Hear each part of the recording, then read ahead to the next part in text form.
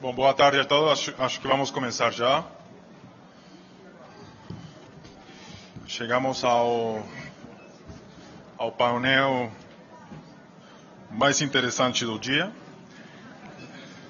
que vamos falar basicamente de financiamento ao setor privado, tá, no Brasil. Num cenário bem interessante, para utilizar uma palavra bem eufemística. Eu vou só me apresentar primeiro. Eu sou Javier Rodrigues de Colmenares, sou responsável por infraestrutura e energia na Corporação Interamericana de Investimentos, no IIC, que, como vocês já têm conhecido e ouvido, é o braço para o setor privado do Grupo BID. Tá? A gente vem de inaugurar ontem o nosso escritório do Grupo BID em São Paulo. Primeira vez, já falamos, a primeira vez que o Grupo BID abre um escritório fora de uma capital, dos 26 países onde o Grupo BID é presente. E com o foco basicamente para o setor privado aqui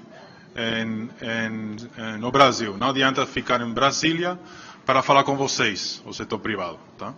Eu sei que também tem pessoal do setor público, mas enfim, a ideia é também a gente vai compartilhar o escritório junto com nossos colegas do setor público do BID, tá?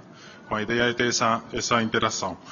A gente vem num contexto, provavelmente, como falam os americanos, timing is everything in life. Então, provavelmente é casual, mas provavelmente a nossa chegada no Brasil acho que pode ser um sinal interessante como sinalização de uma multilateral, que afinal de contas nossos acionistas são os países onde a gente investe, e o Brasil detém 11% do IIC, como detém 11% do BID. É um cenário em que as coisas vinham melhorando. O país, mesmo assim, mantém o WB em termos de rating. Continua sendo a maior economia, evidentemente, da América Latina. São 3 anos já sem crescimento, mas a realidade é que a inflação ficou contida nestes anos, e os juros, estamos vendo essa diminuição dos juros estes últimos meses, e eventualmente pode chegar a um dígito com taxa de juros. Nesse cenário em que o BNDES, aos poucos, anunciou que a TJLP irá caindo nos próximos 5 anos para ter essa convergência das taxas subsidiadas com as taxas de mercado, e nesse cenário vimos como o real se apreciou muito. O Bovespa foi ao mercado, o índice na América Latina que teve um melhor desempenho. Teve também as taxas de juros de longo prazo melhoraram. E, enfim, muitas vezes falamos, e eu às vezes brinco que a gente está acostumado que o Brasil passa da Zâmbia para a Suíça e da Suíça para a Zâmbia muito rápido, né? Então, tivemos uns 10 dias atrás um evento, mas o que a gente vem acompanhando é que o mercado teve um ajuste, mas depois voltou a melhorar, né? Então, parece que o mercado desconta isso e que, de alguma forma, não sei se a palavra fica habituado, mas é algo que começa a ser business as usual. E nesse cenário é uma economia onde pouco dolarizada, e onde uma instituição como a nossa não vem aqui para introduzir mais risco de câmbio, mas provavelmente para ajudar alguns investidores em dólar que não querem arriscar desde o ponto de vista de moeda, e ajudá-los para investir, seja no equity ou seja na dívida.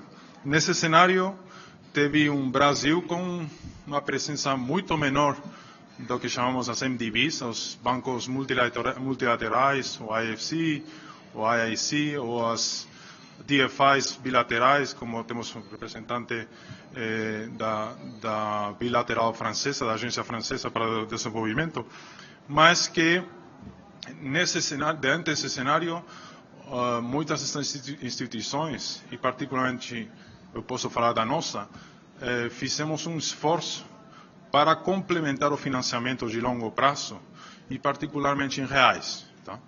Então, a gente vem, particularmente nos sectores de infraestrutura, energia, água e saneamento, agronegócios e telecom, com vários mandatos aqui nos últimos meses, e com uma ideia de, como instituição, como o que chamamos de crowding o setor privado. Então, nossa ideia não é substituir ao setor privado, a nossa ideia é trazer mais investidores para dentro, a nossa ideia é trabalhar junto ao BNDES, trabalhar junto ao BNB e aos bancos de desenvolvimento regionais para poder fornecer financiamento de longo prazo.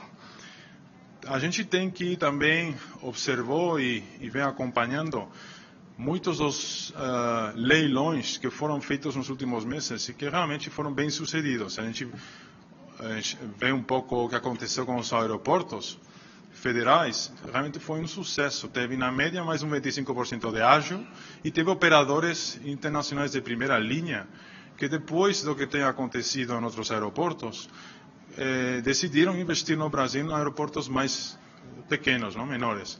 Então, nesse sentido, o sinal continua aí, como os fundamentais do país são bem relevantes. E temos visto também os leilões das rodovias Brownfield estaduais de São Paulo, como primeiro o lote D, depois o lote C, foram bem sucedidos também, inclusive com propostas com preços bem competitivos, né? E aí, será que a gente também vai encontrar um espaço para fornecer funding e a parte das nossas garantias que o próprio James Scriven falou na palestra anterior, que a nossa ideia aqui no Brasil não é só fornecer mais funding, mas colocar o nosso AAA internacional ao serviço dos investidores locais, internacionais também, mas particularmente locais, mobilizar esses fundos de pensão, os outros fundos de infraestrutura e tudo mais, para co-investirem com a gente. Então, é por isso que a gente tem essas garantias de debêntures de infraestrutura e temos já vários mandatos com essas garantias que provavelmente num cenário como hoje são mais necessárias que algumas semanas atrás. Então, com isso, só queria um pouco contextualizar o painel de hoje. Queríamos conformar um painel que tivesse palestrantes de primeira linha de instituições que estão super ativas no mercado brasileiro e particularmente nas diferentes estruturas de capital. Então, nesse sentido, temos representantes de fundos que principalmente investem em equity. Temos, evidentemente, representante do BNDES, que é o principal financiador de longo prazo, mas também temos um representante de o que chamamos as DFIs, os Development Financial Institutions, que é o Jeremy, que é o Deputy CEO da Agência Francesa para o Desenvolvimento. E, por último, nós queríamos também trazer um investidor bem conhecido nosso, que investe em mezzanino, em dívida subordinada. Então, com isso, eu vou dar começo ao painel, apresentando da minha direita para a esquerda o Protik Basu, que é o partner de Blue Orange, que é o fundo de mezzanino que é sócio do IIC para os 26 países da América Latina e Caribe que a gente cobre. Do lado dele está o Sérgio Brandão, que é o diretor para os investimentos de energia do grupo Actis e provavelmente um dos nossos clientes mais ativos no Brasil e inclusive em outras regiões. Do lado, na esquerda dele, tem o Jérémy Pellet, que já falei que é o Deputy CEO da Agência Francesa de Desenvolvimento. Do meu lado, a Eliane Lustosa, que é a diretora de Mercado de Capitais e BNDES Par do BNDES, e aqui à minha direita o Luiz Maia, que é Managing Partner da Brookfield, particularmente do lado de Private Equity da Brookfield aqui no Brasil. Com isso vou começar um pouco falando de equity, tá? E queria que tanto o Luiz quanto o Sérgio nos dessem um pouco uma ideia de, nesse contexto atual, qual foi a tese de investimento deles, porque, aliás, são dois fundos que, basicamente, os investidores são todos internacionais. Então, são fundos principalmente dolarizados, que um deles que tem 10 anos de presença, que é o Actis, e o outro, que é a Brookfield, que tem mais de 100 anos no Brasil. Qual foi, de alguma forma, a tese de investimento para convencer os comitês de investimento deles para ser, de alguma forma, contrarian investors, não? Eles estão tomando uma posição que não vai atrás do rebanho, mas que, de alguma forma, fizeram uma aposta pelo Brasil. Então, gostaria, de alguma forma, que eles possam se apresentar primeiro e depois, se por favor, Luiz, Sérgio, pudessem um pouco nos contar qual é essa tese. Ok. Obrigado, Javier, pela apresentação. Boa tarde a todos, é um prazer estar com vocês, poder falar um pouquinho da história do nosso grupo, que nós temos feito no Brasil. Nós estamos há 117 anos no Brasil. O primeiro investimento foi o bonde na cidade de São Paulo, em 1899. Era um capital canadense, nossa empresa de origem canadense. O segundo investimento foi a primeira usina hidrelétrica no Brasil, em 1901, que deu origem a uma empresa, que vocês vão se lembrar, muito importante em São Paulo, no Rio, que foi a Light, uma empresa nossa, até ela ser vendida novamente para o setor, a concessão foi devolvida para o governo central. Depois nós somos donos da indústria de telecomunicações, da Telefônica de São Paulo, da Telefônica no Rio de Janeiro, das empresas de concessão de gás, São Paulo e Rio. E a história, o crescimento econômico do Brasil na primeira metade do século passado teve muito a ver com o desenvolvimento da nossa empresa que chamava Braskem. Vocês vão se lembrar da Braskem. Era uma empresa de capital aberto, na década de 80 foi comprada por dois investidores canadenses, da família Bronfman, e acabou dando origem em 2008 ao que é hoje a Brookfield. Brookfield é uma gestora de ativos alternativos. Nós somos de capital listado na Bolsa de Toronto, em Canadá. Nós administramos 250 bilhões de dólares. O market cap da empresa é por volta de 40 bilhões de dólares. Nós estamos em 30 países. O grupo tem crescido bastante, mas o Brasil é o que a gente chama de nós temos 4 home countries: Canadá, Estados Unidos, Brasil e Austrália. Tudo nasceu aqui. Nós nos consideramos, embora canadenses, nos consideramos brasileiros. Hoje temos no Brasil investido 20 bilhões de dólares, 20 mil funcionários nas nossas investidas, e fizemos recentemente 2 investimentos importantes. Um foi a aquisição da NTS, a nova transportadora do Sudeste, que é aquele pipeline da Petrobras, 2.000 quilômetros de pipeline de gás, um investimento que fizemos por volta de 5,2 bilhões de dólares. E mais recentemente, já no Private Equity, na área que eu sou sócio, fizemos a aquisição de uma empresa do Grupo Odebrecht, chamada Odebrecht Ambiental, rebatizada para BRK Ambiental, uma concessionária, um player de saneamento no Brasil, é o maior player privado no setor. São 180 municípios, 7 mil funcionários, de norte a sul. Ficamos muito satisfeitos com essa aquisição complexa, vocês possam imaginar, comprar um ativo num grupo que está passando por um momento difícil, Petrobras idem, mas com muita perseverança e dedicação a gente foi exitosos nessa aquisição. Nossa visão de Brasil é sempre longo prazo. Nós temos muito capital investido. A gente pode dizer que seja contrarian, mas, segundo o livro texto, você compra na baixa e vende na alta. Como nós estamos no Brasil há muito tempo, temos relacionamento com todo o mercado, o BNDES é um parceiro importante para nós, todos os outros grandes grupos a gente tem acesso.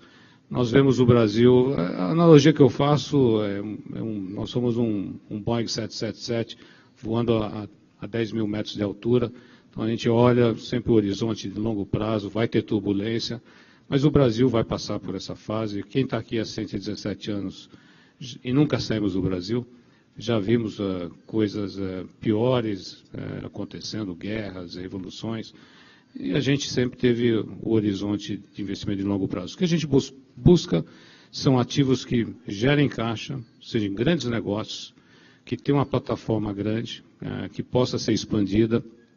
Então, a nossa busca, e estamos olhando outros negócios agora, exatamente nesse momento de olhar oportunidades no Brasil.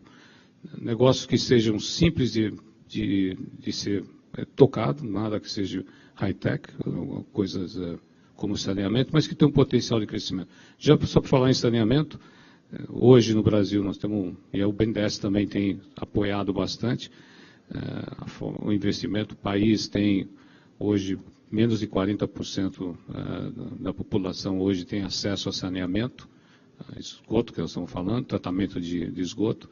Água já estamos no nível de 80% da população, mas é uma vergonha. Você pega a cidade do Rio de Janeiro, só 20% do esgoto é tratado. Você pega Niterói, cidade vizinha, 100% é tratado, porque lá é setor privado. Rio de Janeiro, a SEDAI, que vai ser privatizada, não consegue fazer o investimento necessário para dar um tratamento de esgoto adequado.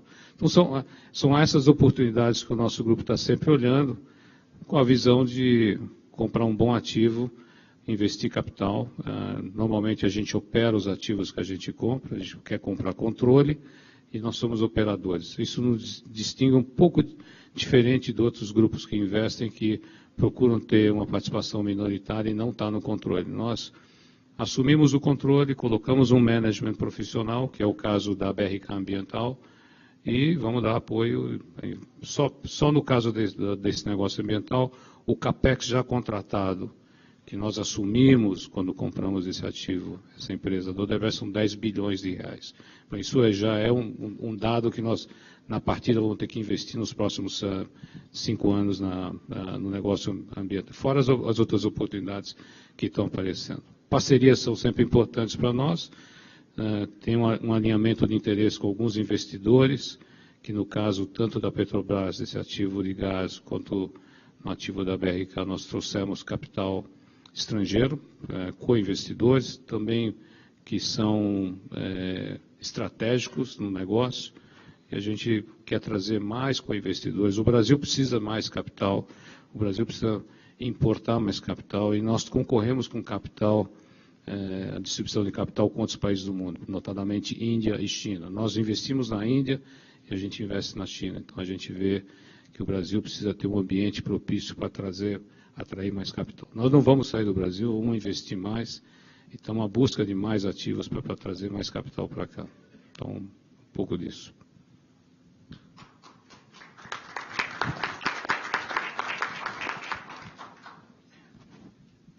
Maia, com muita deferência que eu sigo nessa história, 117 anos, 250 bilhões, Boeing 777. Talvez a gente não é tão velho, a gente não tem essa herança. Nós somos muito mais novos. Eu acho que quando vocês tinham 50 anos, a gente nasceu, lá em 1948.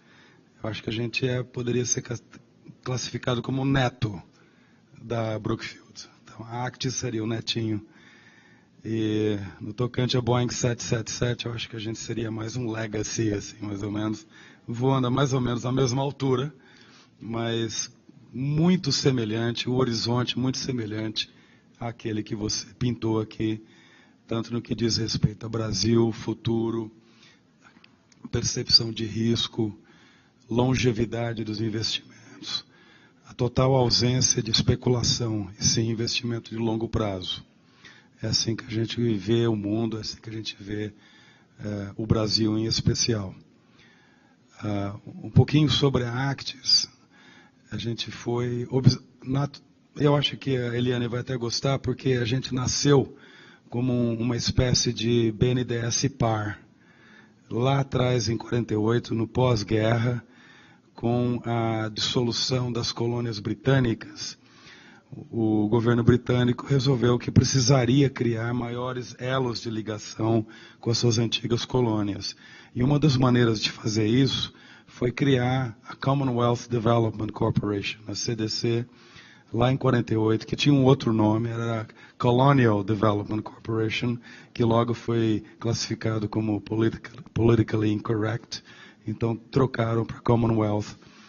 E o objetivo era prover capital de risco a empreendedores nas antigas colônias que quisessem expandir os seus negócios, criar novos negócios na área financeira, de consumo, industrial, educação, onde o governo britânico, através da CDC, participaria com capital de risco, muito antes da criação de private equity or venture capital. Isso já estava em prática a nível do governo britânico. Em 2004, nós fizemos um management buyout, onde 30 sócios entraram em negociação com o governo, que queria se desfazer do portfólio de ativos, e criamos a Actis, onde passamos a ser 100% privados, e essa empresa, uma gestora de investimentos alternativos, classificou todos os investimentos que haviam sido feitos até então em 3 categorias. Real Estate, que hoje é totalmente focado na África. Private Equity, que é praticamente consumo, educação e serviços financeiros. E energia, que nós definimos bastante restritamente como megawatt-hora, quilowatt-hora. A gente não olha para barris de óleo equivalente, é somente energia elétrica, tanto no que diz respeito à geração como à distribuição. Aqui no Brasil estamos presentes como Actis desde 2008, através do grupo de Private Equity, liderado pelo meu colega Patrick Ledoux, que não está aqui. Desde 2008 fizemos investimentos expressivos aqui no Brasil, como por exemplo na corretora XP Investimentos, que já foi desinvestida, na Universidade Cruzeiro do Sul, que também já foi desinvestida, na Escola de Idiomas CNA, e vários outros marcas emblemáticas, onde nós, através do Private Equity, investimos capital para fazer com que essas empresas pudessem executar o seu business plan de crescimento. A partir de 2013, eu ingressei na firma, juntamente com o Bruno Moraes, que está ali atrás, e nós praticamente criamos a unidade de energia no Brasil. A gente não tinha nenhuma experiência de Brasil até então como empresa. Passamos então a ter, em 2013, fechamos a aquisição da Atlantic, 60% do capital da Atlantic Energias Renováveis, com sede em Curitiba. Em 2016, compramos os sócios minoritários e hoje detemos 100% do capital. Ali já vai um investimento de 450 milhões de dólares de equity, para fazer frente a todos os financiamentos que o nosso grande parceiro, o BNDES, dentre outros, inclusive bancos financeiros e o mercado de capitais, através de debêntures de infra, nos ajudaram a construir. Empregamos hoje praticamente 60 profissionais e empregamos em nossas obras de forma indireta mais de 800 pessoas atualmente. Da Atlantic nasceu também a ideia de criarmos uma plataforma solar. Adquirimos então neste ano 100% do capital da SunEdison na América Latina, de todos os ativos da SunEdison. Passamos a deter então quase 600 megawatts contratados de ativos solares no México, no Chile, no Uruguai e no Brasil. No Brasil estamos atualmente construindo 220 megawatts solares.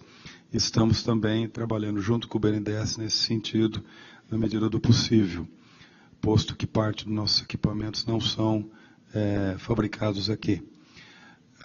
E temos também a Ecoenergia. A Ecoenergia é uma plataforma eólica, focada em Brasil, e a Ecoenergia já é uma plataforma que já nasce operacional, ela já nasce com 350 megawatts, oriundos da aquisição que fizemos de ativos operacionais da Casa dos Ventos. Estamos prestes a anunciar outra aquisição através da Ecoenergia, que a colocará como provavelmente o segundo maior player eólico de renováveis, eu diria, do Brasil, atrás da CPFL Renováveis. Isso está vindo em breve. O BNDES já está trabalhando conosco em todos os processos de consentimento. Ainda não estou em liberdade de divulgar, mas isso está em andamento. Hoje, a Actis se tornou, se não o primeiro, talvez o segundo maior investidor em energias renováveis do Brasil, renováveis definido como eólica e solar, com mais de $1 bilhão, na verdade 1,3 bilhões de dólares de capital comprometido nessas 3 plataformas. Em suma, respondendo a sua pergunta, Javier, a nossa tese de investimento é: nós não investimos em ativos, nós não investimos em posições minoritárias, nós investimos sim em plataformas, onde nós colocamos management de primeira linha, governança de primeira linha, e essas plataformas elas aglomeram ativos, dos quais elas detêm 100%, e nós detemos 100% das plataformas.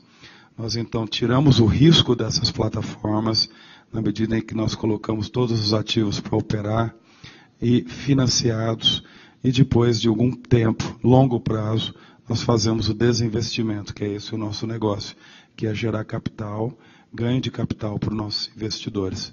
E no Brasil nós acreditamos bastante. Nós estamos aqui para o longo prazo, investimos na Índia também, que é o nosso outro grande pilar mundial. Nós só investimos em mercados emergentes. Nós não temos nenhum real, nenhum dólar investido na Europa, nos Estados Unidos, no Canadá ou qualquer outro mercado desenvolvido. Somente mercados emergentes. Muito obrigado.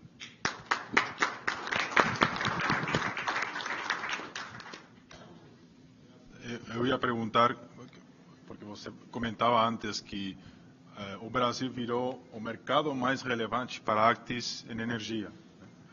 E nesse sentido, até nós também exportamos, de alguma forma, as bondades do modelo dos leilões de energia do Brasil, que foram pioneiros na América Latina.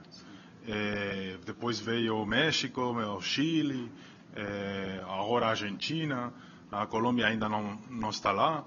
Então, o que foi esse o motivo pelo qual, de alguma forma, o fundo lá em Londres olha para o Brasil para falar, bom, a gente tem um ambiente regulatório aqui que permite, de alguma forma, ter uma estabilidade ao mesmo tempo que a gente tem um ganho de capital. É isso mesmo? É isso mesmo. Eu acrescentaria mais.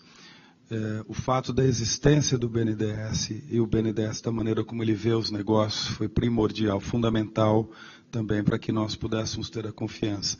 Nós fomos aos poucos conseguindo vitórias uma a uma com o BNDES, com financiamentos, primeiro com nossos pequenos projetos de euros, depois Renascença, daí veio Morrinhos, o primeiro contrato de repasse que tivemos. Aprendemos muito junto com o pessoal do BNDES. Agora Santa Vitória do Palmar. Então, é um aprendizado muito grande. Existe muita coisa a ser melhorada. Eu espero que talvez eu tenha a oportunidade de falar aqui uma ou outra sugestão construtiva, bem simples de ser implementada, bem fácil. Simplicidade e foco é a chave do sucesso. Mas eu diria também, além do marco regulatório, que sempre cabe melhorias, como em tudo na vida, mas também um sistema elétrico bastante sofisticado, tanto no sentido de planejamento, tanto no sentido de operação. O trabalho feito pelo Hermes Chip na ONS é absolutamente brilhante.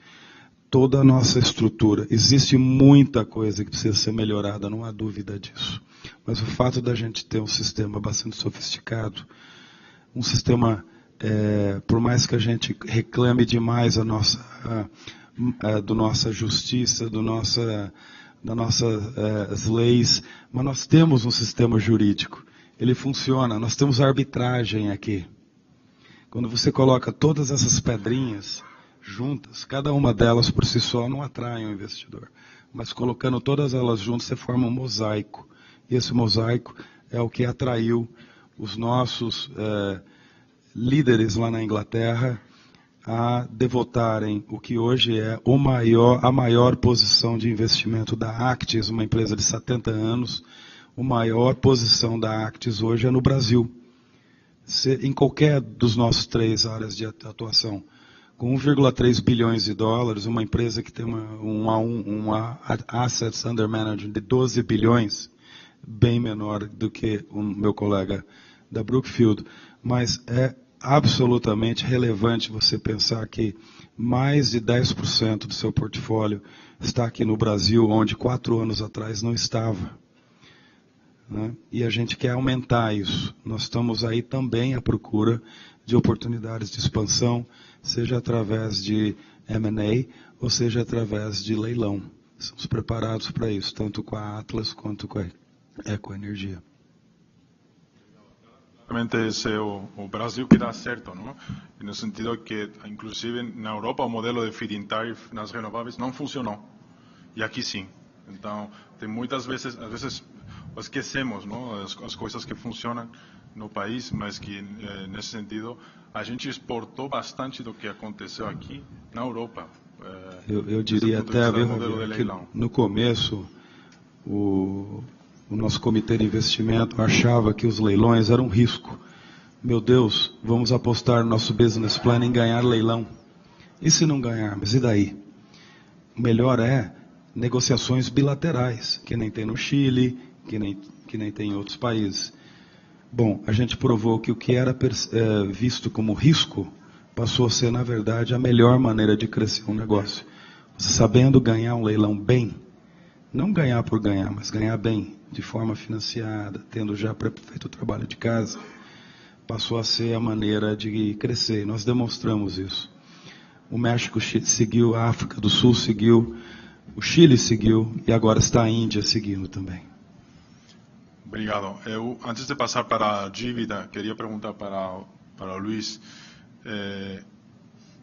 como que foi feita a aquisição da antiga Odebrecht Ambiental, a nova BRK Ambiental, porque tem investidores que nos estão ouvindo, escutando e que tem também na TV, que ficariam curiosos de como a Brookfield fez todo o processo de due diligence e todo o processo para ficar confortável do ponto de vista de compliance. Sim. E fez um esforço enorme. Sim. Acho que provavelmente não tem advogado no Brasil que não participou na operação. E se pode de alguma forma compartilhar um pouco a sua experiência. Bom, agora já é público, então eu já posso dividir com vocês um pouquinho da tese de investimento. Novamente, o grupo Odebrecht ainda passa por um momento de liquidez difícil. Nós fomos conversar com eles olhando um outro ativo que não estava à venda e eles acabaram nos oferecendo esse ativo. Nós olhamos o mérito do investimento e a oportunidade, achamos um negócio bastante atrativo, mas você está comprando um ativo da empresa que está... Primeiro, o presidente estava na cadeia, você está na cadeia, o Marcelo. Então, eu lembro dos meus colegas dizendo, pô, mas nós vamos comprar um ativo de uma empresa que o CEO está preso. Eu falei, não estamos comprando, nós estamos comprando o ativo. E foi toda uma discussão interna, envolvendo várias pessoas, e começamos a olhar os números da empresa, nos animou muito, do ponto de vista de fortemente geradora de caixa. A gente gosta de negócios que gerem caixa, mas a parte mais difícil foi o Anti-Bribery and Corruption Due Diligence, o ABAC. Nós somos uma empresa listada na Bolsa de Nova York. Qualquer coisa que a gente fizer, tem o Foreign Corruption Act nos Estados Unidos, que a gente tem que seguir. E nós somos uma empresa que é muito presente no mercado londrino. Também tem toda uma gama de leis que a gente tem que seguir. Então, nós trouxemos um escritório de advocacia que nos ajudou nesse processo de olhar o ativo.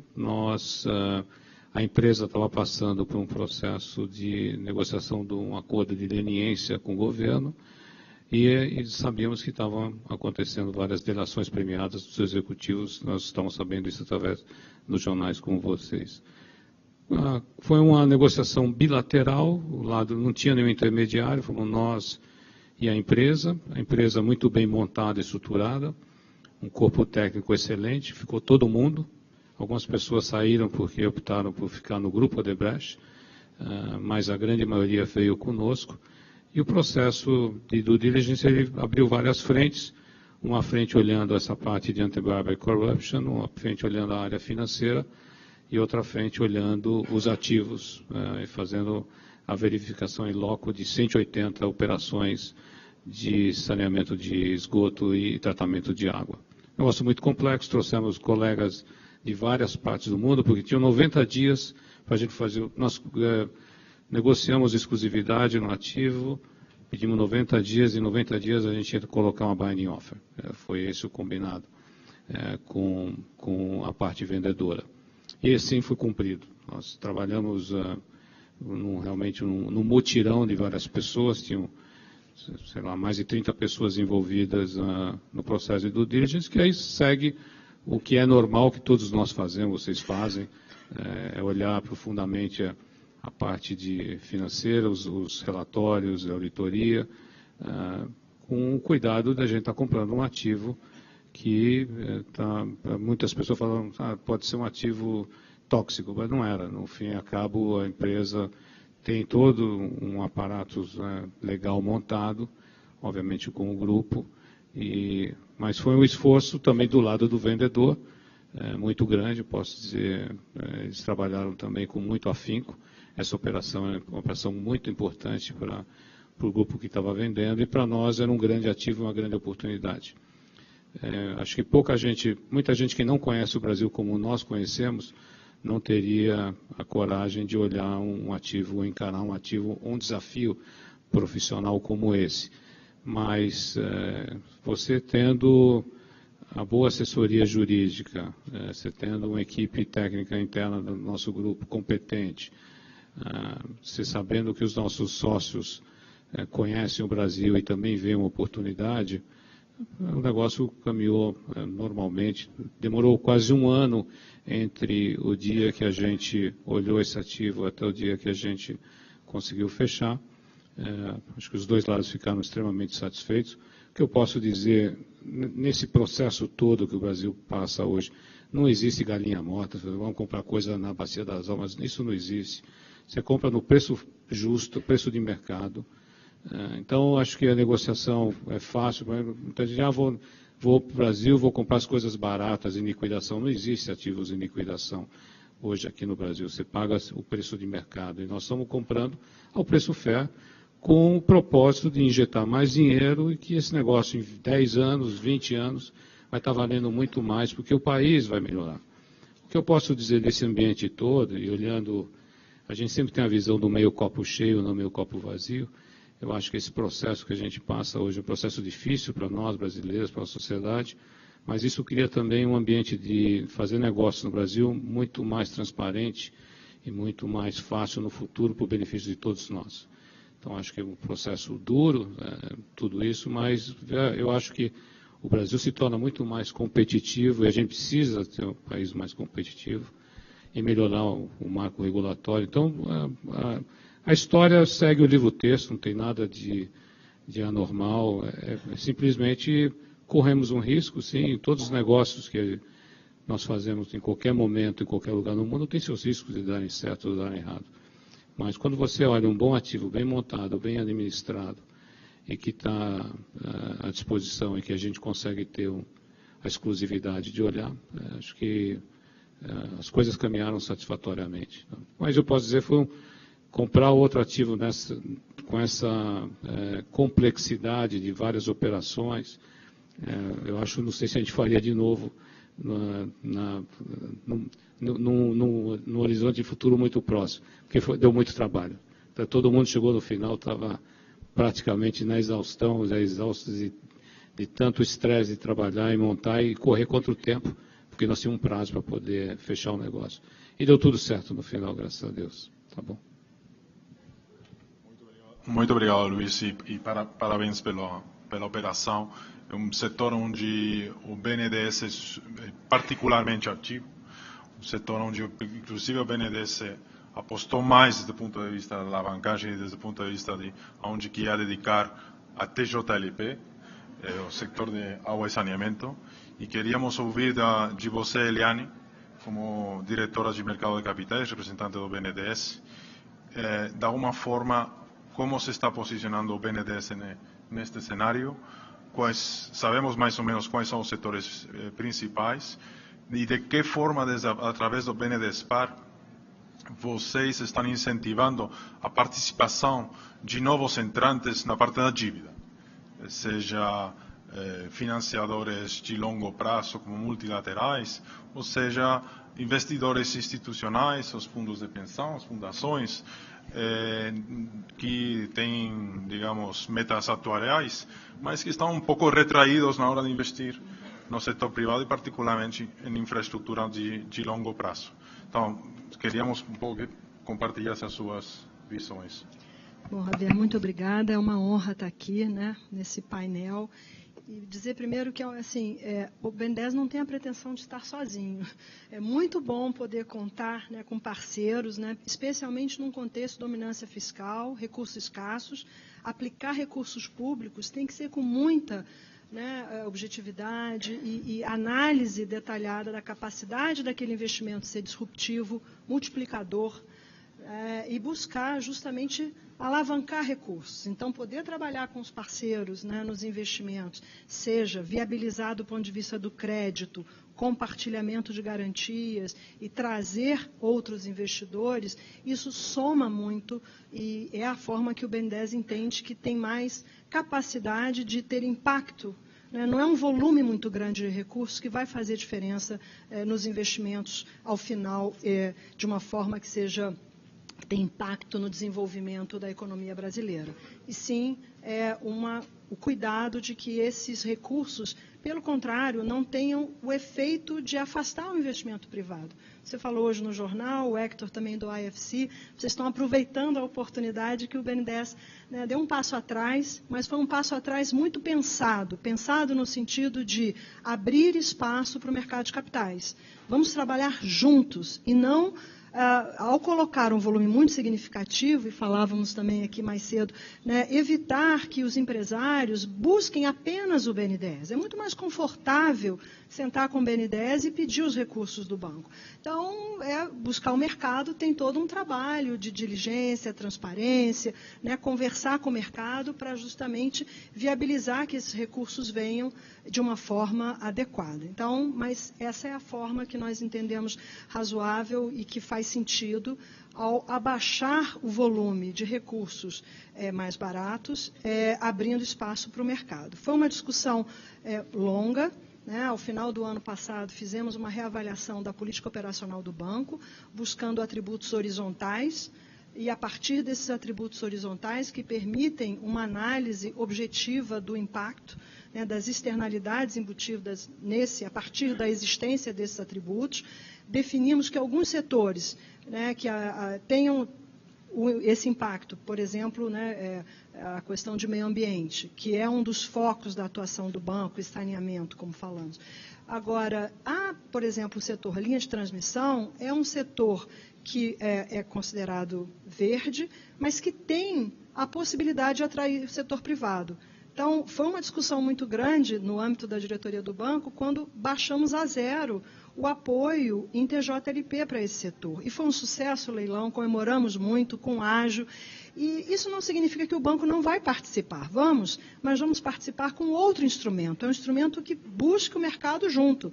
Então, para e passo com essa retração no investimento, mais, vamos dizer, com recursos mais baratos, nós estamos nos colocando à disposição para participar dentro de instrumentos de mercado, debêntures. Esse tem sido o foco da atuação do banco, já não é de hoje, já tem algum tempo, um grupo do banco se dedica, a Nina está aqui, que é a gerente dessa área no banco, tem feito um trabalho de puxar o mercado de capitais, trabalhar junto, né? Então, esse é um pilar importante para que o banco consiga ter, né, uma atuação maior.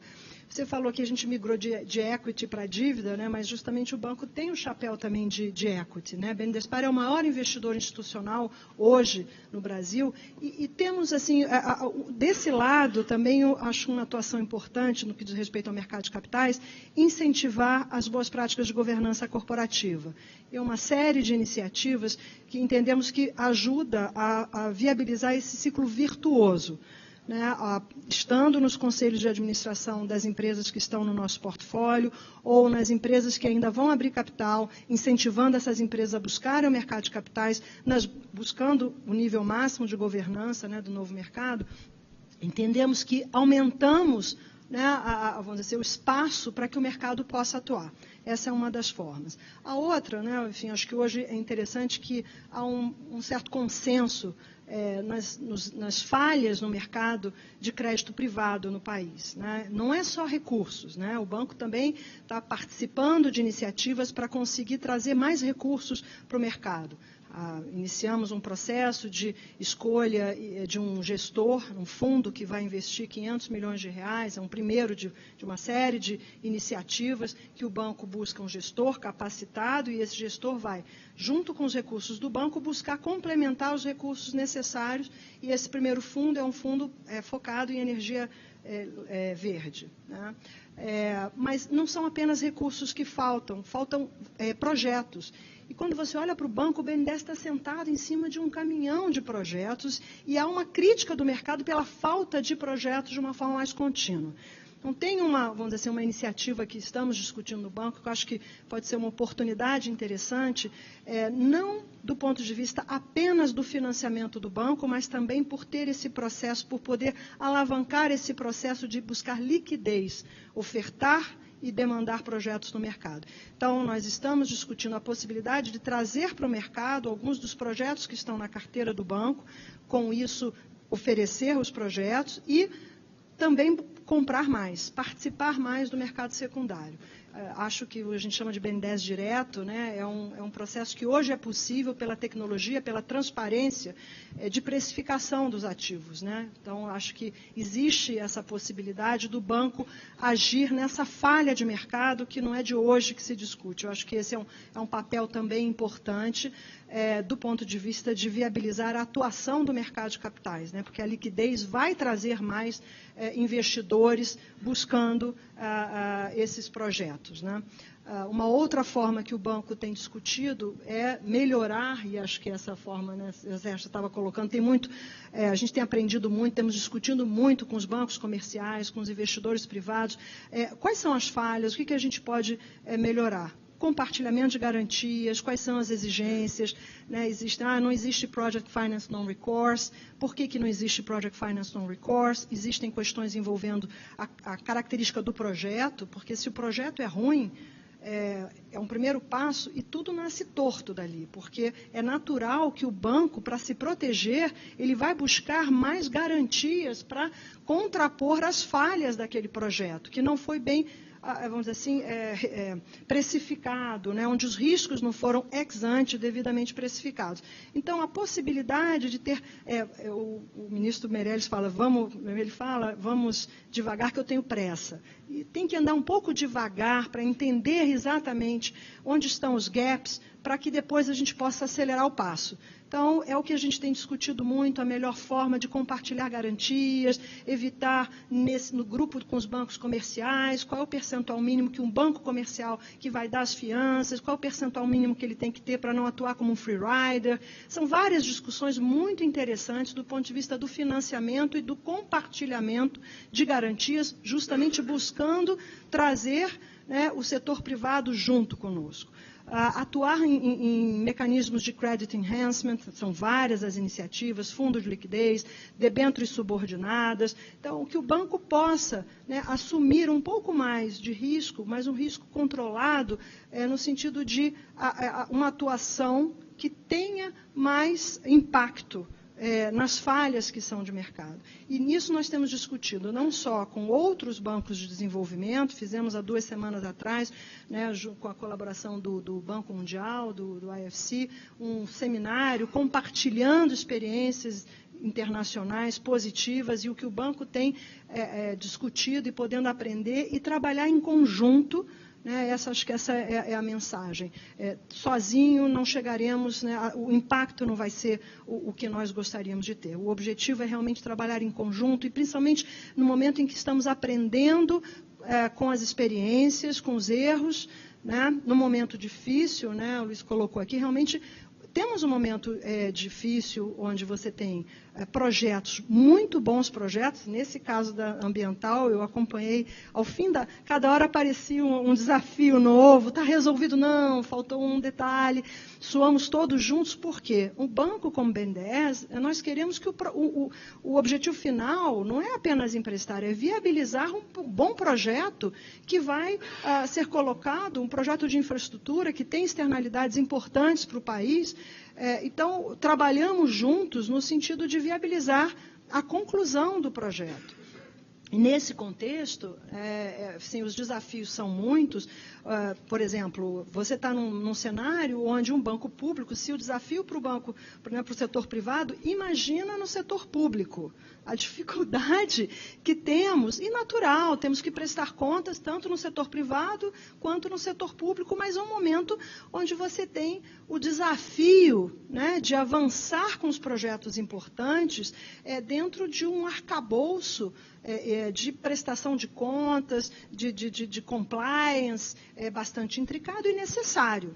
Então, não é fácil. Para você poder viabilizar, né, nós lançamos uma linha também de revitalização de ativos. O banco não é hospital, não vou financiar o meu sócio que está em dificuldade. Eu quero financiar um novo entrante, para que esse novo entrante possa viabilizar a continuidade do projeto. Quando você compra um projeto que é um bom projeto, mas que está passando por dificuldades de passar do curto prazo, do bridge, para o longo prazo, é natural, quando o investidor consegue solucionar essa equação, ele vai naturalmente valorizar o ativo.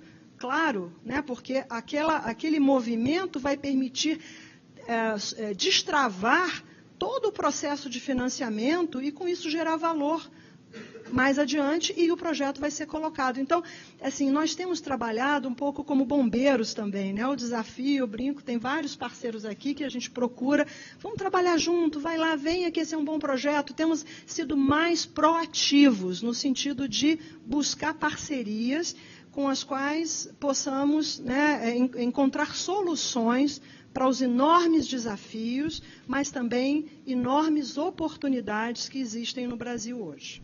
É isso. Obrigada.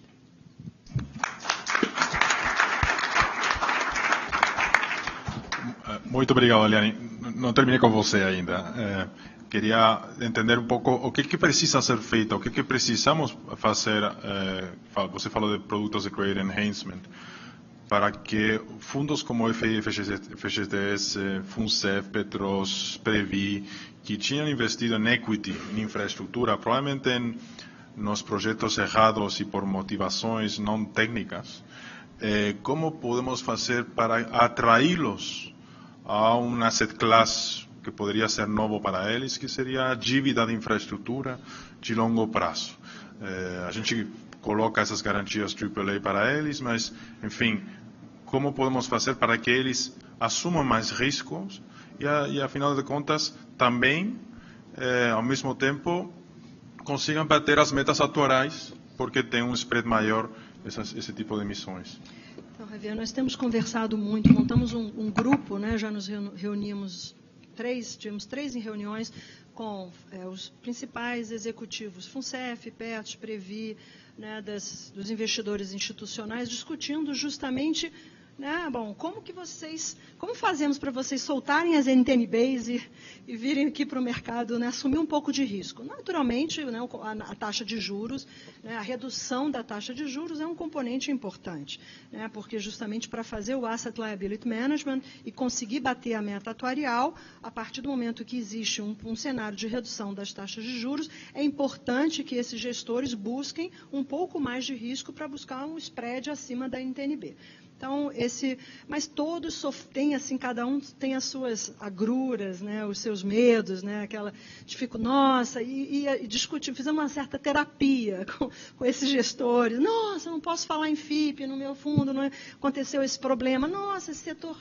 Então, existe um processo de entender quais foram as dificuldades, muitas vezes o mau uso de alguns instrumentos, né, e nós identificamos, mas infelizmente o resultado é acabar jogando o bebê com a água fora, né, o instrumento foi mal utilizado e acho que aquele instrumento não é bom. Então, a gente vai ter que esperar um tempo, né, mas nesse meio tempo, né, o que a gente tem discutido é que, de fato, os FDICs, né, você conseguir debêntures padronizadas, eles têm muita dificuldade, é natural, né, são gestores, né, que administram, né, volumes muito grandes de recursos e existe uma simetria também muito grande no portfólio, né, porque se errar, é assimétrico, né, se você fizer um mau investimento, o risco para o gestor, que também tem uma série de sanções e regulações, é complicado, ele também não está muito disposto a assumir riscos. E dificuldade de fazer uma avaliação, ele precisa explicar o que deu errado. Então, precificar alguns erros, né, assim, que você faz uma avaliação e, bom, o PIB caiu, e porque caiu, o volume de tráfego caiu. O que é fácil de explicar, eu já ouvi, eu consigo viver com isso. Outras coisas que deram errado, porque, né, a linha não ficou pronta, né, alguns erros no projeto que não foram identificados a priori, geram mais questionamento. Mas, em linhas gerais, a gente está avançando no sentido de padronização, tentar melhorar, né, fazer o mecanismos de credit enhancement para melhorar o rating pre-completion e poder comparar com a NTNB, se possível, né, conseguir ter essa dimensão do spread em relação à NTNB. E aí os mecanismos são vários, a gente tem discutido com o Banco Mundial algumas alternativas de poder viabilizar a melhoria via não só a fiança, mas o compartilhamento com o FINEM. Quando existe o FINEM, e essa eu acho que é uma contribuição que o banco pode trazer, por conhecermos no Brasil os projetos de infraestrutura, a estrutura, né, a viabilização dessa estrutura, o banco, ao abrir espaço para as debêntures e compartilhando garantias, é uma primeira sinalização para o mercado, compartilhando as mesmas garantias. Tem uma discussão em relação às fianças, né, porque também você não pode ficar colocando fiança, assim, acrescentando custos no projeto, também a economicidade é uma discussão que a gente tem tido, mas basicamente, Javier, tentando dizer assim, liquidez, mecanismos de também fundo de liquidez, que você pode casar para viabilizar investidores estrangeiros, né? Você hoje tem a questão da outorga, poder fazer o fluxo em 5% na outorga variável, mas se tiver um risco mais agudo num determinado momento, pode ter uma questão de liquidez e aí poder atuar com mecanismos para viabilizar liquidez, padronização, o fato de ter liquidez no mercado ajuda, então a gente, não sei se conseguimos ter, os fundos, esse que nós estamos colocando, depois, ao terminar o período de investimento, listar o fundo, viabilizar o mercado secundário, porque os fundos de pensão também migraram de benefício definido para contribuição definida. Então, aquela ideia, né, e eu fui diretora de fundo de pensão por muitos anos, quando eu recebia algumas propostas, eu falei, mas eu tenho que olhar do ponto de vista de finanças, eu não posso, porque eu sou um investidor de longo prazo, liquidez também tem valor. Se eu vou abrir mão de liquidez, eu tenho que ter um upside do ponto de vista de retorno, né? É uma conta básica que qualquer investidor deveria fazer. Então, não é só pelo fato de ser um investidor de longo prazo que ele pode abrir mão de liquidez sem ter o delta de retorno necessário. Mas, tendo em vista o passivo de longo prazo, ele naturalmente pode buscar projetos e entendo que essas iniciativas que buscam dar liquidez, trazer projetos de uma forma mais contínua e padronizada, eu acho que a gente consegue atrair os investidores institucionais e acrescentar nesse processo. Eu acho que a gente teve uma evolução no Brasil a partir de 2012, né, onde você começou a ter a participação mais forte das debêntures de infraestrutura, né, que conseguiram ter um benefício, incentivo fiscal, conseguir oferecer projetos para que os fundos de investimento, que têm o desafio de conseguir em 6 meses, para conseguir que o fundo tenha o benefício fiscal, em 6 meses o fundo tem que ter os projetos já dentro do fundo, então é um desafio, que é o desafio de ter a continuidade na oferta de projetos. Eu acho que se a gente conseguir atacar esses pontos, a gente contribui para viabilizar a entrada dos investidores institucionais. Obrigado, Eliane. Queria passar a palavra para um dos nossos parceiros também, a agência francesa, que a gente está em vários projetos na América Latina e também no Brasil juntos, e que tem também o braço para investimento no setor privado, que é a Proparco. Tá? Então, queria passar a palavra para o Jérémy Pellet, que é o Deputy CEO da Agência Francesa para o Desenvolvimento, para, switching to English, if you could run us through a little bit of what is the vision of the government of France in this situation of Brazil, and what are basically the main sectors that you're going to be focusing on, both on the public sector, but also particularly on the private sector, on looking at Proparco specifically. Yeah, thank you. Well, the French Development Agency is not as old as Brookfield. I'm not 117 years old as Louis. We are 75 years old. That's not that bad. We are active in 90 countries and have 75 agencies around the world. Just to give you an idea, we lend to state, local governments and municipalities and public companies through AFD, and we also provide equity and lending for banks and companies through Proparco for about 9 billion euros every year. And the good news is that we're increasing our activity. We have a target of committing 12 billion euros per year by 2020. So we are in a quite significant increase in our activity with very strong priorities like climate change for half of our activities. And we also try to lend to public entities without the support of the state whenever it's possible. That's also our one of our specificities. And in Brazil, we are not here. We're just here for 10 years, actually. It's quite recent. We are celebrating our 10 years anniversary this year. But we've been very active, actually. We had a steady growth. We have a portfolio of 2 billion euros currently. So it's nothing compared to BNDES, but it's still quite significant for us. We've been very active in public transportation, urban, water and sanitation, and energy, renewable energy. And for Proparco, very active in agro-industry, health, and climate. And I think for us, but for all the French sector in Brazil, just to remind you that French companies, they have about 850 subsidiaries here in Brazil, employing 500,000 Brazilian. So it's quite large.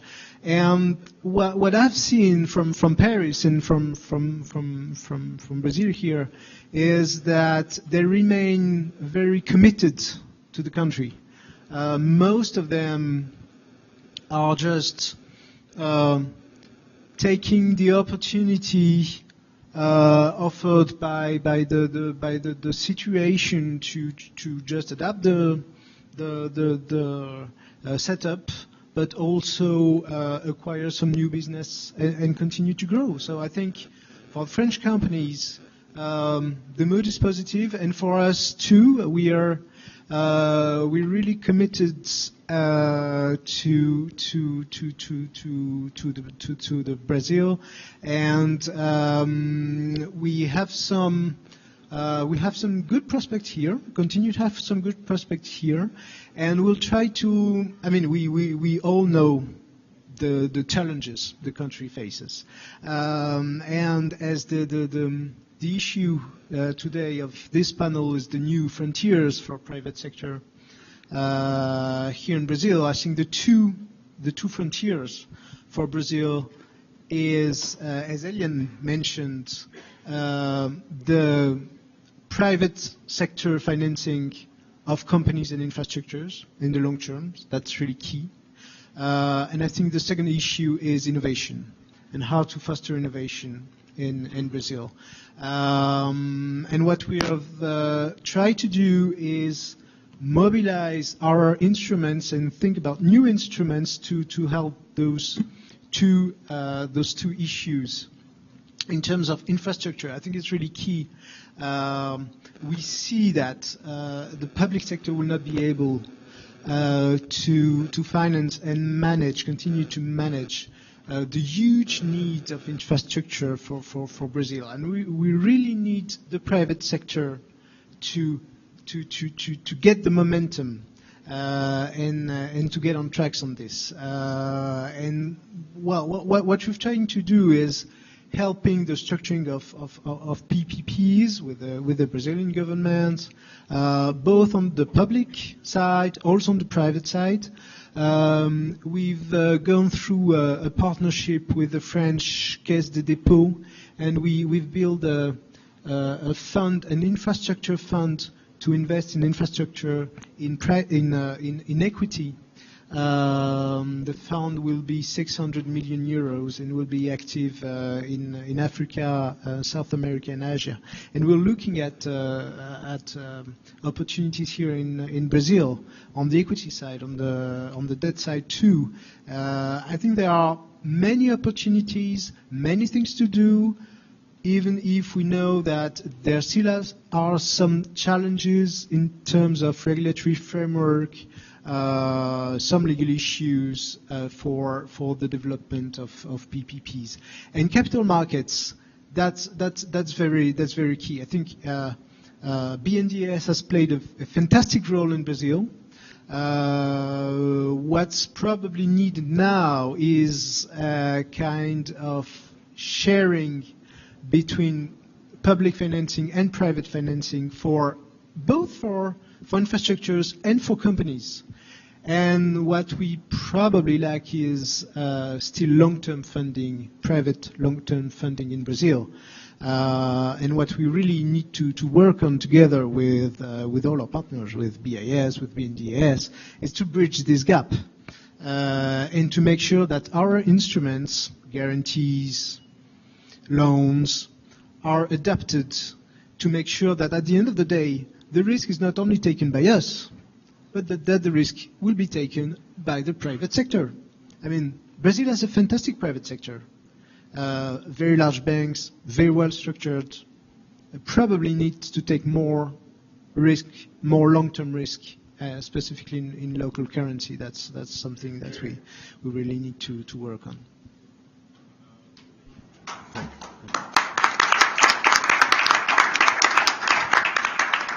But just to make it clear, I understand that there's no need to have a French content, so you are supporting also Brazilian companies and other companies from different parties of where the capital has different passports. And are you willing to fund in reais, or are you more euro-denominated lender? What's your view on this? Well, there is no need to have a French content. We are not linked to French interests. Well, of course, when a state needs our expertise, it can also be for the French expertise, either public or private. So we we are happy to do that, but it's not an obligation. The local currency issue is a very, very interesting one and tricky one, not only for us, but for all the development banks. Today we provide euros and dollars financings. We are thinking of developing a local currency offer. We'll probably have some new product by the end of the year. We just need to find the right way of structuring it in the foreign exchange contest that we all know. I think that's something which is both required by the market and that will really complete our offers. That's something we are developing internally. Thank you, Jeremy. So we've done equity, we've done debt, but is there a room for mezzanine financing in Brazil? So that's probably ending with Protic Basu, who's partner of Blue Orange. If you could run us through your investment thesis, why Brazil, why mezzanine, what sort of subordinated financing you're looking for, why did you partner with the IAC or the IDB group? Well, thanks, Javier. I was actually even before that just trying to do the math that if Brookfield is the grandfather of Actis, and Blue Orange is about I'd say 2 months or so old. I'm trying to think what generation that puts us at, but it's unfortunately a generation that is yet to learn Portuguese. So I apologize for having to say it in English. So you don't want to hear my Portuguese, but you're a centennial then. Exactly. I mean, I think as some of you heard from James Scriven this morning, the CEO of the Inter-American Investment Corporation, we're one of the new players, one of the new partners with IIC.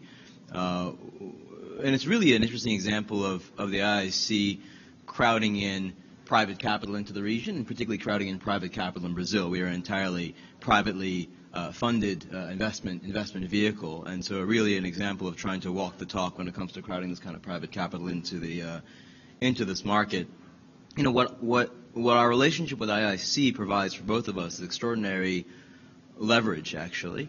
And even though we may be a couple months old, we have the benefit of partnering with an organization with the deep political roots and transactional roots of the IIC and the IDB group as a whole, which puts us in a much more comfortable position, obviously, as we approach clients, as we speak to different sponsors.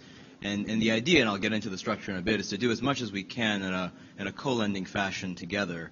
As Javier mentioned, our focus is primarily mezzanine debt. And in each of those, which is less common, I think, as everyone of you knows in the region, less common in the region and not very common in Brazil. You know, that being said, we think it's an interesting investment opportunity, both from our investor perspective as well as from what the sponsors require in Brazil, whether it be banks, whether it be workouts right now that the situation is providing opportunities around. There's probably a great deal of need for this kind of financing. We launched, as I mentioned a couple of months ago, in Asunción, Paraguay, at the Inter-American Development Bank's annual meetings.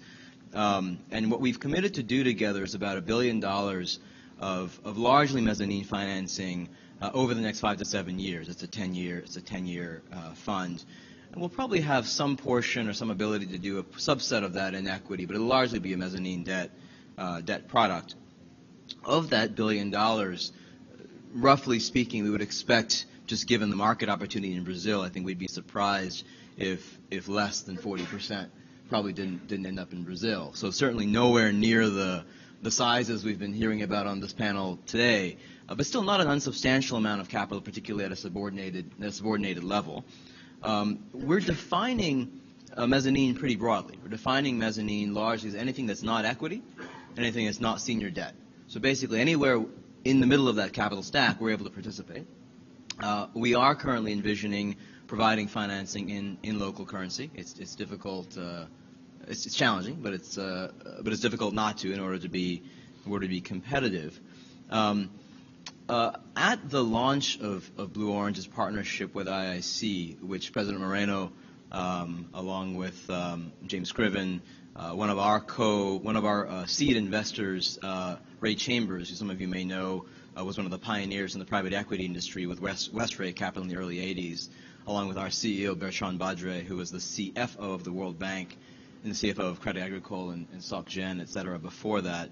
One of the principles we're also investing alongside is values-based investing. We would like to see our investments have a true positive social return as well as a market rate financial return. So no compromise on either factor. We do think Brazil presents enormous opportunities for this. We've talked about water and sanitation projects here today. We've talked about the agricultural needs before, the infrastructure needs, education technology. There's a huge list of opportunities here. And we are finding, as we discuss with our investors, a real demand in the investor market for investors to invest not just in a do no evil screen, but in a proactively doing social good.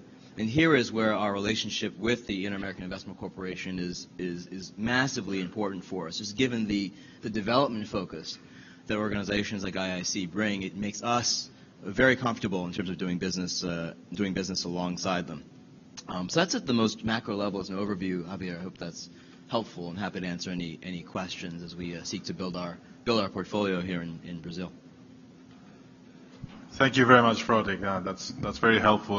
We've got, a gente tem uns 10 minutos para perguntas. E acho que seria um bom tempo para, se alguém da audiência tem alguma pergunta. Sim, aqui.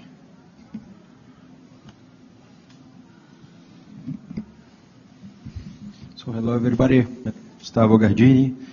I am Director of Business Development of the Deutsche Bahn International in Brazil. The Deutsche Bahn is the railway group in Germany. I would like to ask two questions. Number one, how do you, Brookfield and also your group Asia, how do you couple with like the hedge when you have to get your investors are in Europe or are in US? How do you work with the hedge like operations to do that?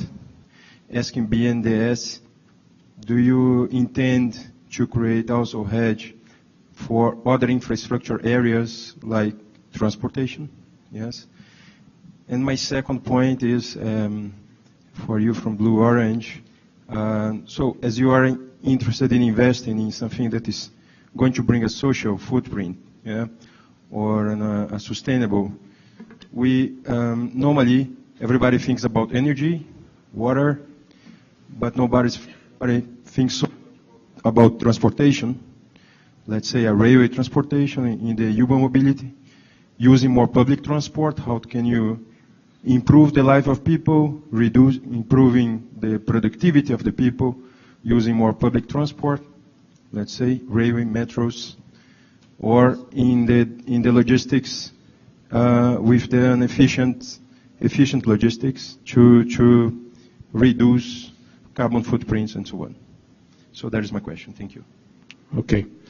Em relação à sua primeira pergunta, que será muito boa, sobre a exposição a risco cambial, quando você faz investimento no Brasil, um investimento de longo prazo, como a gente faz no horizonte de 10, 20 anos, é impossível você fazer o hedge. E desde o primeiro momento que a gente faz o fundraising num fundo para investir em mercados emergentes, no caso, investir no Brasil, é deixado claramente para o investidor que esse risco existe. A gente tenta mitigar de várias formas. Se a gente está fazendo um negócio que está linkado à exportação, de certa forma você tem um hedge natural, mas prever o futuro é muito difícil do ponto de vista de qual será o câmbio daqui a X anos. É impossível prever no horizonte de curto prazo, quanto mais no longo prazo. O E a gente acredita que o país entra num processo de estabilização, a moeda deixa de ter volatilidade, o horizonte sempre de longo prazo, se você comprou um bom ativo e gerou valor em cima dele, você vai dar um retorno, obviamente, na moeda real, de acordo, e espera-se que no futuro, quando for fechar o câmbio, a gente tiver que sair desse ativo, a rentabilidade seja compatível com aquilo que a gente se propôs a fazer. Mas é impossível. O custo seria fenomenal. Agora, isso inibe muita gente de vir para o Brasil fazer um investimento pela nossa volatilidade de moeda. Então, se a gente conseguisse, de alguma forma, envolvendo BNDES, Banco Central, Apex, numa discussão do que poderia ser uma proteção cambial para atrair esse capital, é uma equação difícil de fechar, seria uma solução. Tem muito dinheiro para entrar no Brasil e nós precisamos criar o ambiente adequado para que esse dinheiro venha. O país não cresce sem poupança externa. Poupança interna, ela não é compatível com o tamanho da nossa nação e com a necessidade que a gente tem de investimento. Então, o capital tem que vir e essa proposta do BID de fazer um fórum de debates de oportunidades no Brasil e dividir um pouco a experiência de quem já tem feito o negócio no Brasil, acho que ela é muito oportuna para a gente olhar para frente que o nosso país pode ser uma grande nação, uma grande potência.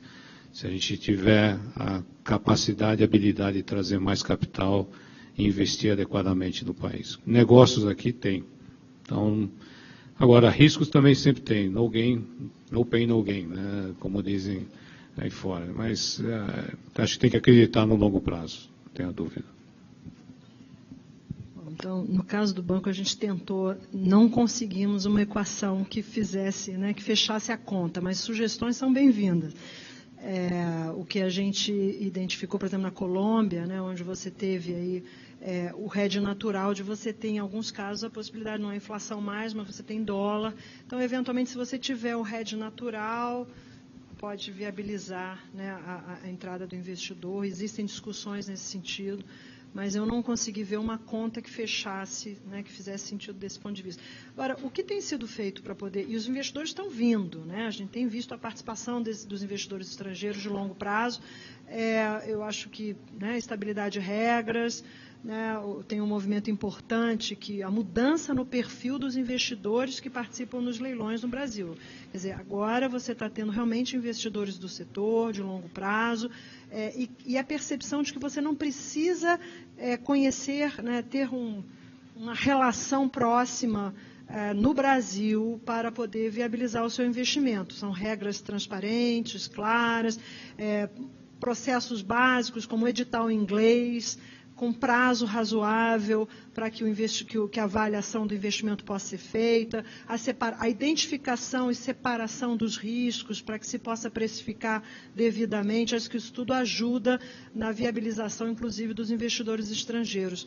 O hedge, eu acho, ainda não vi uma equação que pudesse viabilizar a participação do banco nisso.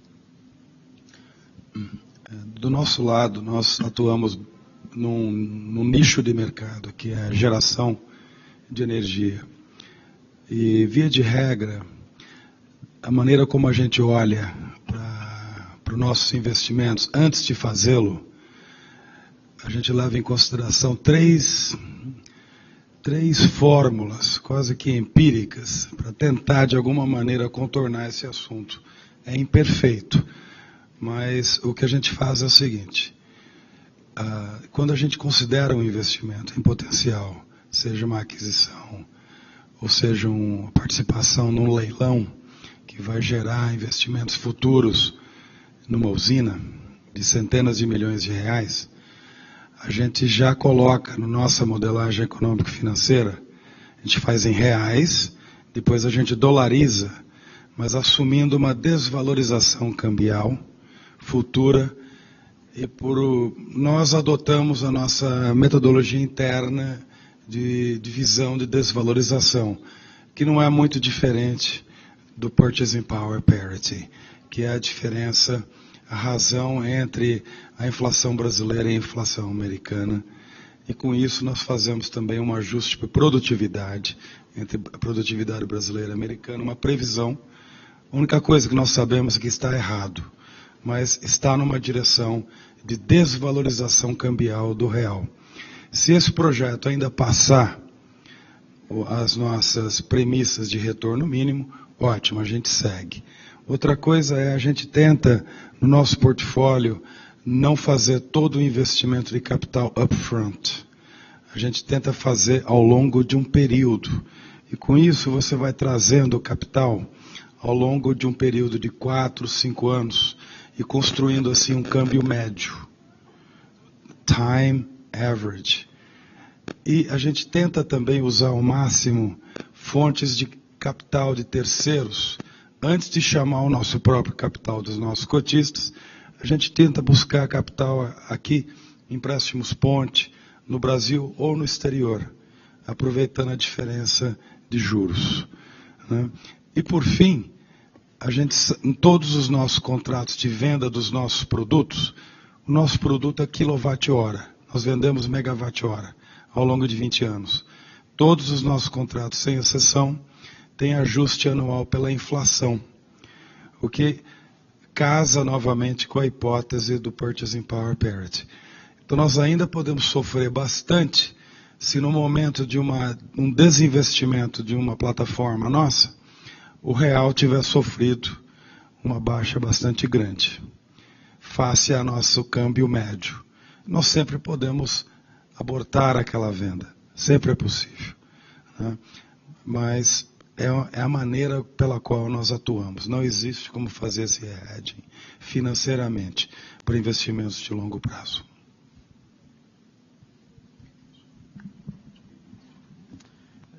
And just to address, I guess, the last question around our sustainable investing thesis, the two areas I didn't cover is you're absolutely, one is transportation and one is also financial inclusion.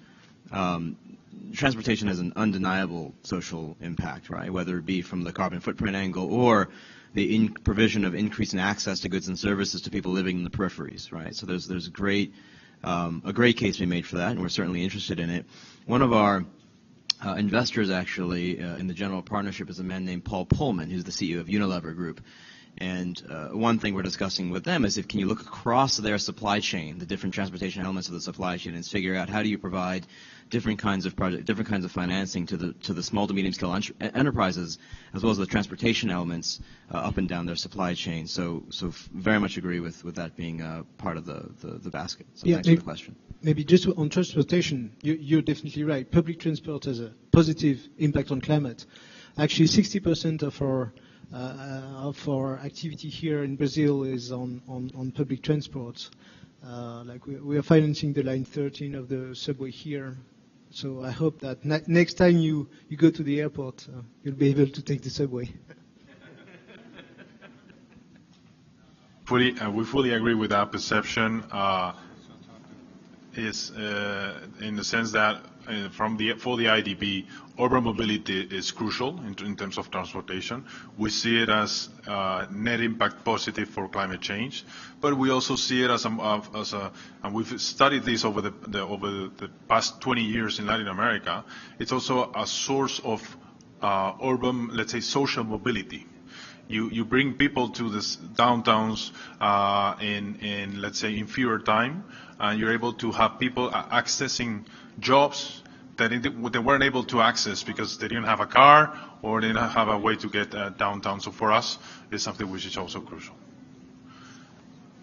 Por favor. Muito boa tarde, Fernando Pimentel, sou presidente da Associação Brasileira da Indústria Têxtil e Confecção. Infelizmente, ninguém colocou-nos do radar dos grandes investimentos, mas nós somos um survivor. Somos o quinto maior do mundo, enfrentando a China desde a abertura da economia do polo. É necessário, mas lá Brasil, não dá mais para segurar, explode o coração. Então, salve-se quem puder. Mas voltando aqui à questão da carência de poupança que o representante da Brookfield, o senhor Luiz, colocou. Como é que está, eu faço para você, Rebeca, como é que está a atuação do Banco dos BRICS? Essa é uma pergunta, até porque nós colocamos recentemente ao governo interesse de ter também no Brasil uma agência do Banco dos BRICS aqui para facilitar digamos assim, entendimentos que possam vir a facilitar alguns tipos de atração de investimentos. Número 2, a diretora Heloísa colocou muito do hedge natural, não estou falando do mesmo hedge que vocês estão falando, de investimentos de longo prazo, mas tradicionalmente o nosso hedge natural sempre foram as exportações. Os bens de capital, uma boa parte dos bens de capital que utilizamos, vem de fora. Então, tentava se balancear meu tamanho de dívida com a minha carteira de exportações.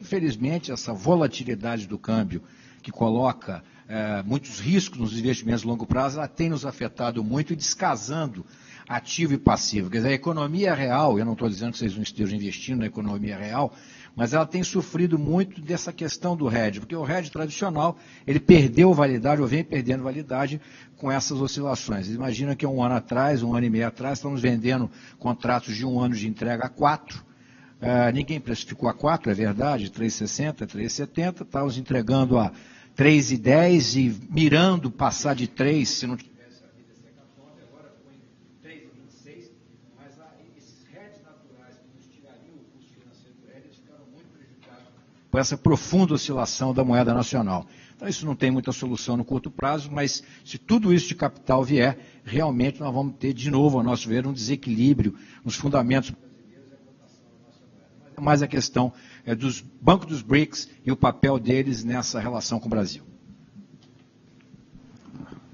Acho que você fez uma pergunta muito complicada para mim, pelo menos. O New Development Bank, que é o Banco dos BRICS, o que a gente sabe que está se abrindo para o Brasil. Aliás, o Chief Risk Officer é um brasileiro. E o que estão fazendo, até onde eu sei, estão enchendo os quadros de executivos da primeira linha, mas ainda não tem, digamos, o corpo de funcionários para poder atuar no país.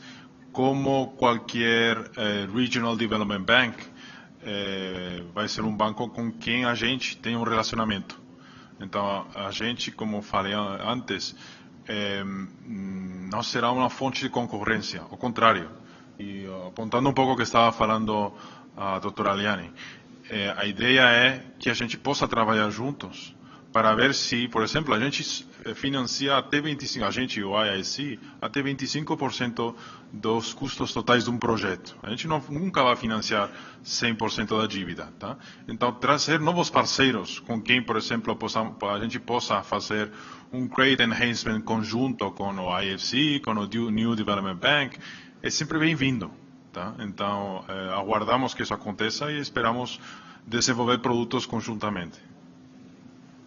Não sei, Eliane, se quer falar algo do hedge.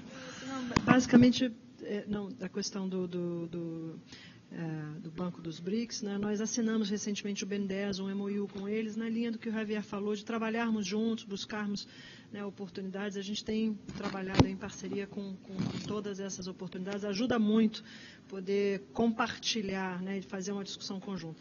Não, em relação ao hedge, realmente, assim, essa é uma, se eu entendi bem a questão, assim, só do ponto de vista do banco, um dos atributos importantes é a exportação também, né? Quando a gente fala, tem meio ambiente, tem vários itens, um dos itens importantes é viabilizar, né, manter a possibilidade das empresas atingirem o mercado internacional, é também um atributo considerado na análise do banco, mas o hedge não.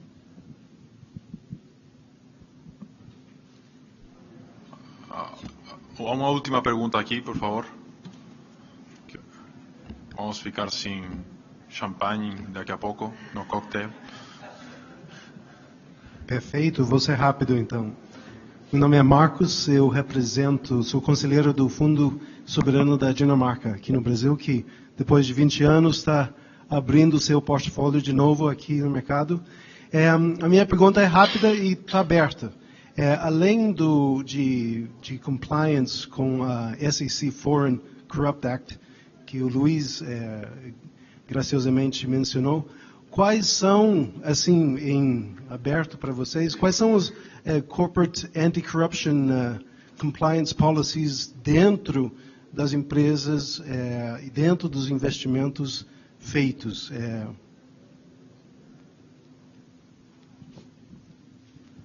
Bom, como uma empresa que listada na Bolsa nova-iorquina, a gente tem, todos os nossos investimentos tem que ter um compliance de acordo com a legislação americana.